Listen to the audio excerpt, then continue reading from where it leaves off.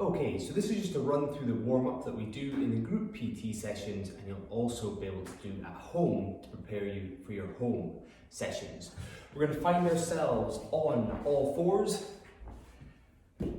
sit ourselves back and perform the child's pose to begin with. Work this for about 60 seconds, flowing between child's pose and cobra, to get a good warm up and stretch down your shoulders, back and lower back.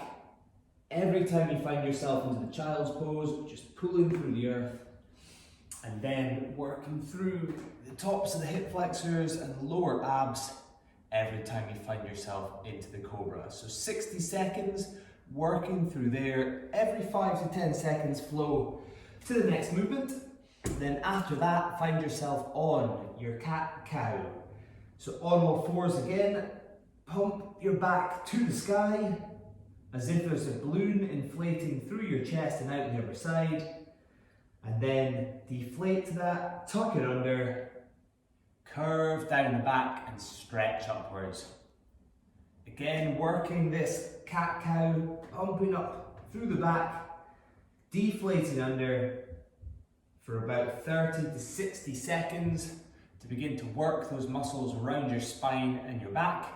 And then after that time, flatten your back out and start performing your thread the needles. So it's all those rotational movements working through the side of the abdominals, your shoulder and your back muscles. And we would go 5 each side. So working both sides equally, really trying to stretch under and thread that needle and then open up to the sky. Once you're finished, 5 each side, back onto all fours, and we're into those rocking adductors. So one leg goes out to the side with the foot turned into the floor, resting on my other knee and hands, I sit my weight back towards my heel, and feel a deep stretch every time I rock forwards and backwards into the adductors, so the muscles in the inner thigh. 5 or so on one side, and then opposite leg out, and begin to work the other side. Similar to thread the needles, 5 or so one side, then 5 the other. Once you've finished that, you guessed it, we return onto all fours, and we finish with our hip circles. With the hip circles, just big looping circles or ovals. Imagine your knee is the point of a pen and you're trying to draw them.